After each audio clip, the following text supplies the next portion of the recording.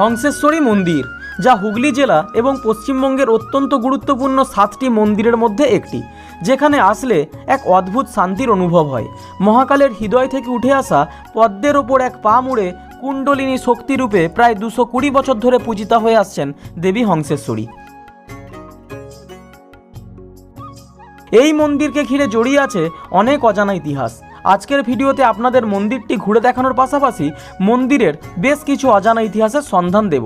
সাথে বলবো এখানে আপনারা কিভাবে আসবেন, কিভাবে পুজো দেবেন, মন্দিরের অন্নভোগ কিভাবে পাবেন, টাইমিং কি আছে, কোথায় কীরকম খরচ হবে ইত্যাদি। তাই স্ক্রিপ্ট না করে দেখতে থাকুন সম্পূর্ণ ভিডিওটি।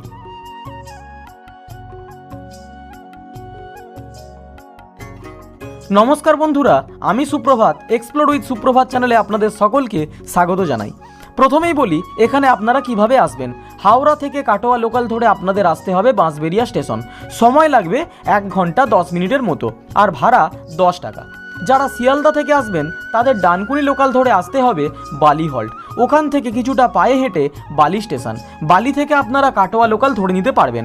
তাছাড়া আপনারা বর্ধমান মেল লাইন লোকাল বা ব্যান্ডেল লোকাল ধরে ব্যান্ডেল আসতে পারেন। ব্যান্ডেল থেকে ব্যান্ডেল কাটোয়া লোকাল ধরে বাঁশবেড়িয়া চলে আসতে পারবেন। তবে অটো বা টোটোতে এলে সময় এবং ভাড়া দুটোই লাগবে একটু বেশি।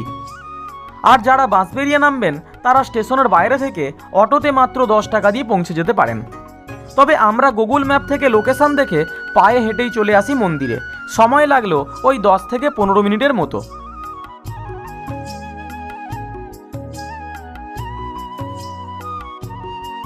প্রবেশের পূর্বে মন্দিরের এই প্রবেশদ্বারটা আপনাদের চোখে পড়বে। এই গেট দিয়েই আমরা ভেতরে প্রবেশ করলাম। মন্দির খোলার সময় সকাল 7টা থেকে দুপুর 12টা, আবার বিকেল 4টা থেকে সন্ধ্যে 7টা পর্যন্ত। ভেতরে ঢুকে বাঁদিকে আছে জুতো, সাইকেল ও মোটর সাইকেল রাখার ব্যবস্থা। বেশ কিছু দোকান আছে। দোকান থেকে 20 টাকা থেকে 100 টাকার বিনিময়ে আপনারা পুজোর ডালা সংগ্রহ করে নিতে পারবেন।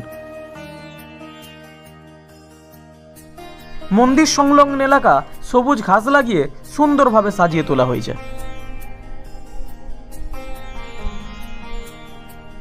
এই মন্দিরের বেশ কিছু নিয়মাবলী রয়েছে, যেমন মন্দিরের ভেতর জুতো পরে ঢোকা কঠোরভাবে নিষিদ্ধ। এই মন্দিরে কিন্তু বিবাহ অনুষ্ঠান সম্পূর্ণভাবে নিষিদ্ধ আছে। এছাড়া মন্দিরের ভেতরে বা মন্দিরের পিছনে বসে অযথা সময় কাটানো বা আড্ডা দেওয়া যাবে না। আর মায়ের মূর্তির সাথে সেলফি নেওয়া কঠোরভাবে নিষিদ্ধ।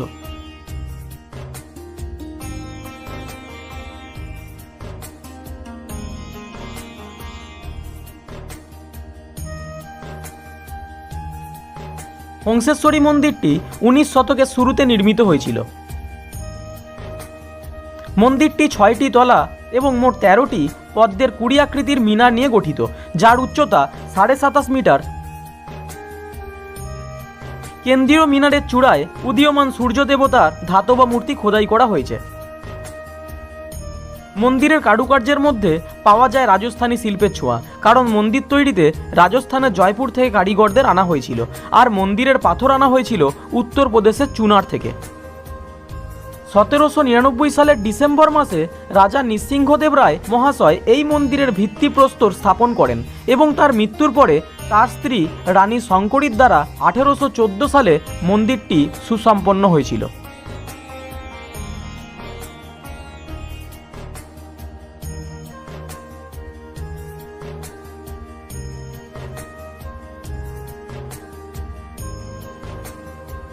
মন্দিরের প্রধান দেবতা হল 4 বাহু বিশিষ্ট দেবী হংসেশ্বরীর নীল নিমকাঠের মূর্তি, যা দেবী কালীর প্রকাশ। এই মন্দিরে শিব ও শক্তি উভয় দেবতার উপাসনা হয়, যা মন্দিরের নামের মাধ্যমে প্রকাশিত। 1000 পাপড়ির নীল পদ্মের ওপর 8 পাপড়ির লাল পদ্মে স্থাপিত দেবমূর্তির কেন্দ্রস্থলে পাথরের শ্বেত শিব মূর্তি রয়েছে। মহাদেবের নাভি থেকে 12 পাপড়ির লাল পদ্মের ওপর একটি কাণ্ড উঠে গেছে, যার ওপর মাতৃশক্তি দাঁড়িয়ে আছেন। দেবী তার ডান পা ভর দিয়ে রেখেছেন আর বাম পা উরুতে রেখেছেন। দেবী শক্তির প্রতীক হিসাবে ওপরের বাম হাতে তলোয়ার এবং নিচের বাম হাতে রাক্ষসের বিচ্ছিন্ন মাথা ধারণ করছেন। উপরের ডান হাতে অভয়া মুদ্রাতে পোজ করে তিনি বিশ্বকে রক্ষা করছেন, আর নিচের ডান হাতে আশীর্বাদ প্রদান করছেন। দেবীর মূর্তি নীল বর্ণের এবং নিম কাঠের তৈরি। দেবী এখানে সারা বছর পূজিত হন শান্ত দক্ষিণা কালী মতে। শুধুমাত্র দীপাবলির দিন এলোকেশী তান্ত্রিক মতে মায়ের পুজো করা হয়। চলুন বন্ধুরা, মন্দিরের চারপাশটা আমি আপনাদের ভালো করে ঘুরিয়ে দেখাই।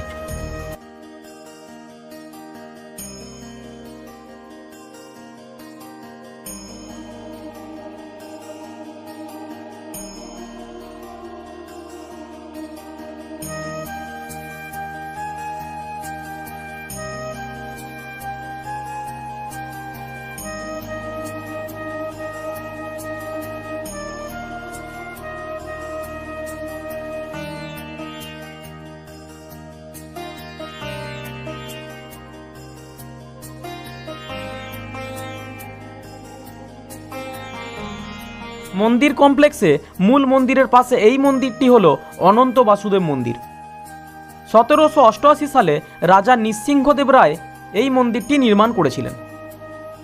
তবে এই মন্দিরটি সাধারণের জন্য সম্পূর্ণভাবে বন্ধ আছে।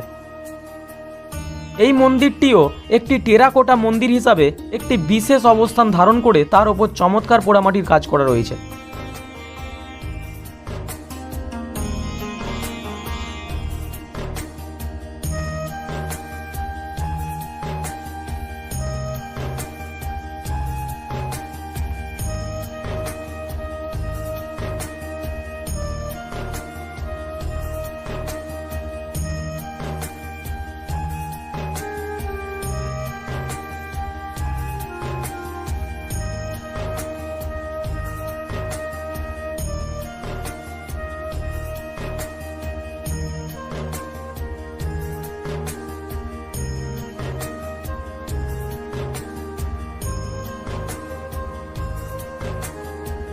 মন্দিরে এসে মায়ের অন্নভোগ খেয়ে যেতে ভুলবেন না। তার জন্য সকাল 10টা থেকে 11টার মধ্যে ভোগের জন্য কুপন কাটতে হবে 50 টাকা দিয়ে।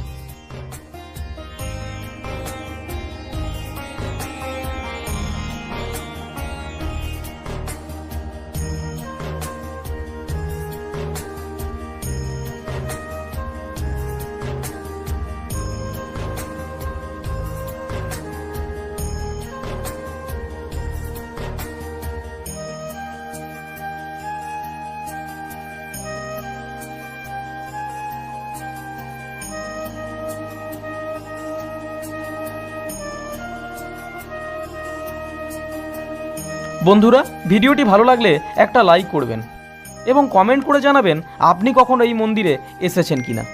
তাহলে আজ আপাতত এই পর্যন্তই। ফিরে আসছি নতুন কোনো ভিডিও নিয়ে। ততক্ষণ সকলে ভালো থাকুন, সুস্থ থাকুন।